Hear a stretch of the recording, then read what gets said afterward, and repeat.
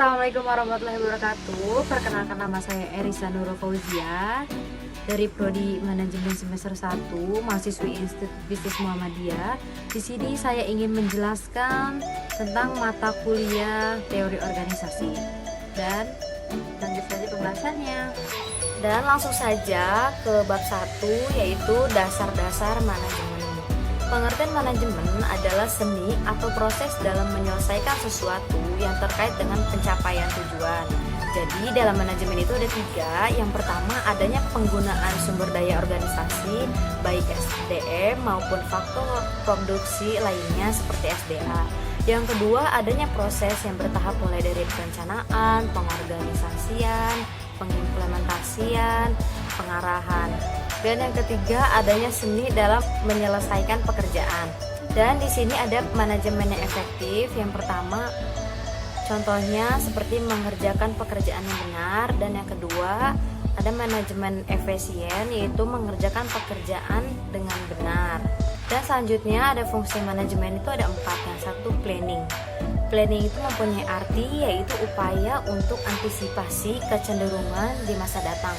Yang kedua ada organizing, yaitu bagaimana strategi dilaksanakan dengan kondusif dan semua pihak terlibat dalam pelaksanaan secara efektif dan efisien. Dan yang ketiga ada directing, yaitu proses implementasi program agar bisa dijalankan oleh seluruh pihak dalam organisasi serta proses memotivasi agar semua pihak dapat menjalankan tanggung jawab. Dan yang keempat ada controlling, untuk memastikan seluruh kegiatan yang telah direncanakan, diorganisasikan dan diimplementasikan dapat berjalan sesuai target. Dan selanjutnya di sini ada kegiatan dalam fungsi manajemen, yaitu tujuan dan target bisnis, strategi, sumber daya, dan yang terakhir standar. Dan selanjutnya ada kegiatan dalam fungsi manajemen, yaitu alokasi sumber daya, rumusan tugas, penetapan prosedur, struktur organisasi, rekrutmen, dan penempatan SDM. Dan selanjutnya ada kegiatan dalam fungsi manajemen, yaitu proses kepemimpinan, bimbingan motivasi, tugas dan penjelasan rutin, kebijakan, dan SWOT. Dan selanjutnya ada kegiatan dalam fungsi manajemen, ada 3. Yang pertama ada evaluasi kebersihan, yang kedua langkah klarifikasi, yang ketiga ada alternatif solusi untuk masalah. Dan selanjutnya ada fungsi operasional dari manajemen, yaitu manajemen SDM, produksi, pemasaran, dan keuangan. Dan salah satu manajemen SDM ada salah satu manajemen SDM adalah penerapan manajemen berdasarkan fungsinya untuk memperoleh sumber daya manusia yang terbaik bagi bisnis yang kita jalankan, dan bagaimana sumber daya manusia yang terbaik dapat dipelihara dan tetap bekerja sama dengan cita kualitas yang konstan. Dan selanjutnya ada manajemen produksi, berdasarkan fungsinya untuk menghasilkan produk sesuai dengan standar yang ditetapkan berdasarkan keinginan konsumen dengan teknik produksi seefisien mungkin.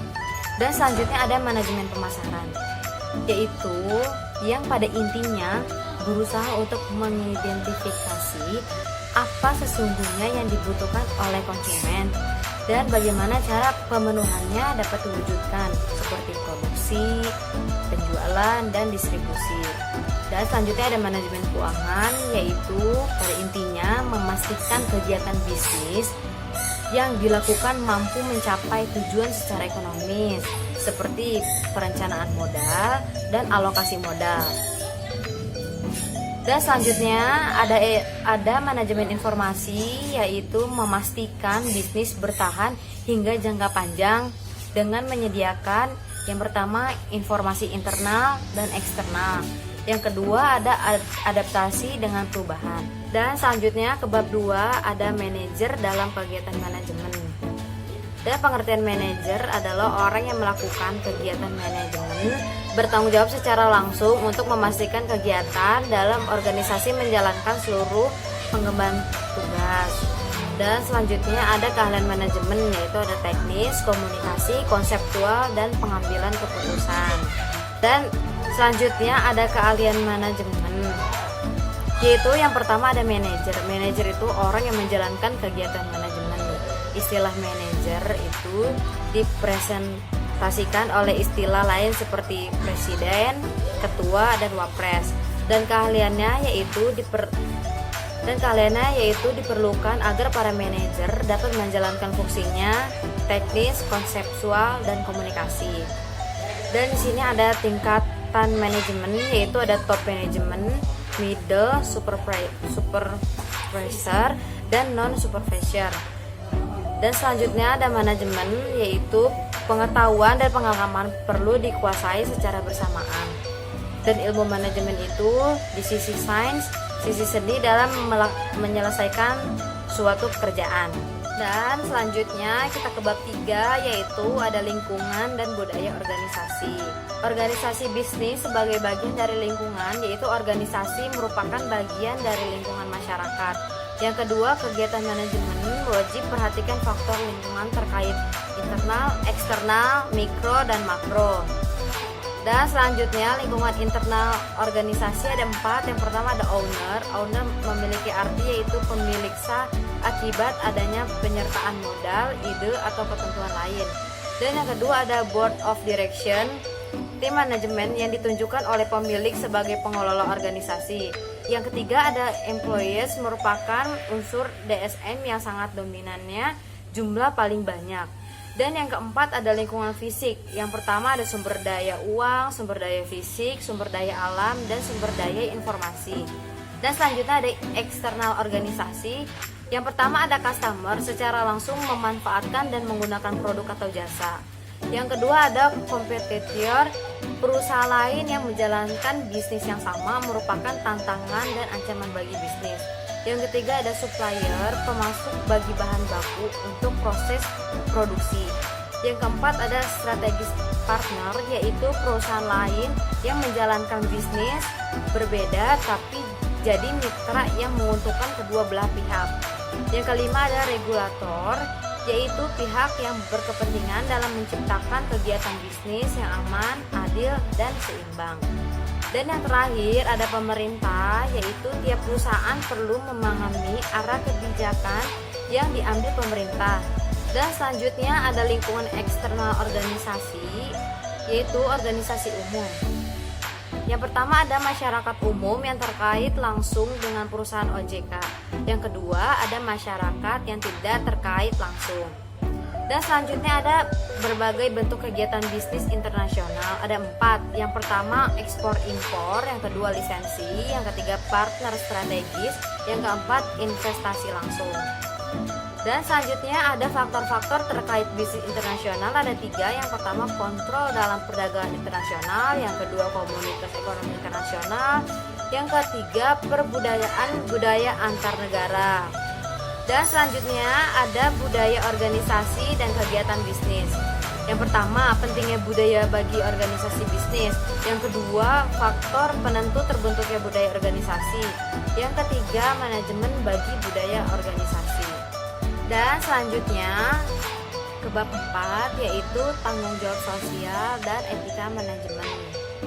Yang pertama ada tanggung jawab sosial dari organisasi, yaitu lingkungan sebagai ruang lingkup kegiatan organisasi. Yang kedua, pro dan kontra mengenai tanggung jawab sosial.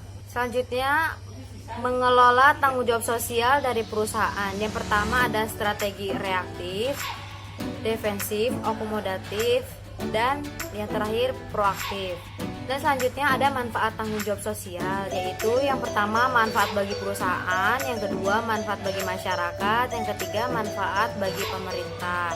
Dan selanjutnya masa depan tanggung jawab sosial, yaitu strategi proaktif perusahaan dalam kaitannya dengan tanggung jawab sosial tampaknya tidak dapat dihindarkan. Perusahaan harus terlibat dalam tanggung jawab sosial, yaitu seperti pendidikan, kesehatan lingkungan, kesehatan masyarakat. Dan selanjutnya ada konsep dasar etika manajemen. Etika adalah keyakinan akan apa yang dianggap baik dan buruk. Etika etika dalam manajemen berbicara mengenai nilai yang dianut organisasi sesuai bisnis yang dijalankan. Dan selanjutnya ada konsep dasar etika manajemen. Ada 5. Yang pertama ada nilai personal sebagai standar etika, yang kedua nilai terminal, yang ketiga nilai instrumental, yang keempat pandangan empiris tentang nilai personal, yang kelima nilai konflik. Dan selanjutnya ada beberapa isu seputar etika, yaitu seperti narkoba, korupsi, pencurian, dan lain sebagainya. Dan selanjutnya ke bab 5, yaitu fungsi perencanaan dan pengambilan keputusan. Planning. Planning mempunyai arti yaitu proses yang dimulai dari penempatan organisasi menentukan strategi untuk pencapaian tujuan organisasi secara menyeluruh untuk mengintegrasikan dan mengorganisasikan seluruh pekerjaan. Dan selanjutnya ada fungsi perencanaan, ada 4. Yang pertama ada arahan, kedua minimalisir dampak perubahan, yang ketiga minimalisir pemborosan, yang keempat standar kualitas. Dan selanjutnya ada persyaratan perencanaan, yaitu yang pertama ada faktual atau realistis, dan kedua logis dan rasional, yang ketiga ada fleksibel, yang keempat ada komitmen, dan yang terakhir ada komprehensif. Dan selanjutnya ada jenis-jenis tujuan. Yang pertama ada tujuan strategis, yang kedua ada tujuan taktis, dan yang ketiga tujuan operasional. Selanjutnya beberapa jenis perencanaan ada 3. Yang pertama rencana strategis jangka panjang, yang kedua ada rencana strategis jangka menengah, dan yang ketiga ada rencana internasional. Dan selanjutnya ada beberapa jenis perencanaan dari segi frekuensi penggunaan. Yang pertama ada single as plans, yang kedua ada standing as plans. Plan diartikan yaitu ada beberapa pendekatan dalam pencapaian tujuan. Dan selanjutnya ada beberapa pendekatan dalam pencapaian tujuan, terus ada 2. Yang pertama pendekatan tradisional, yang kedua MBO Management by Objective. MBO Management by Objective dibagi menjadi 3. Yang pertama ada manajemen berdasarkan sasaran dan tujuan. Yang kedua adanya kesepakatan bersama pimpinan dan bawaan untuk mencapai tujuan. Dan yang ketiga ada Peter Duxker. Dan selanjutnya ada alat bantu perencanaan.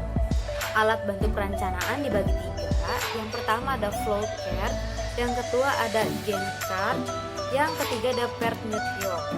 Dan selanjutnya ada penyelesaian masalah dan pengambilan keputusan.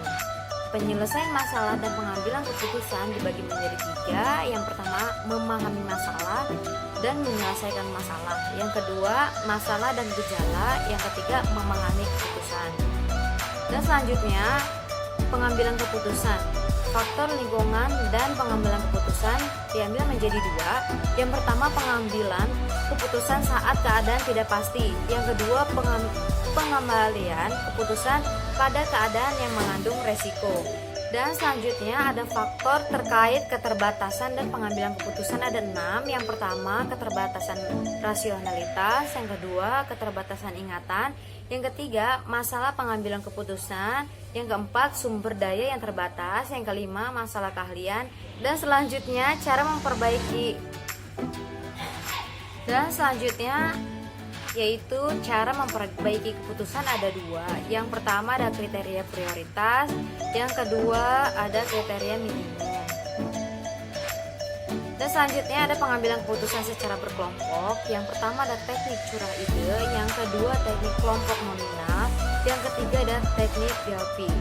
Dan selanjutnya ke bab 6 yaitu manajemen strategis perusahaan.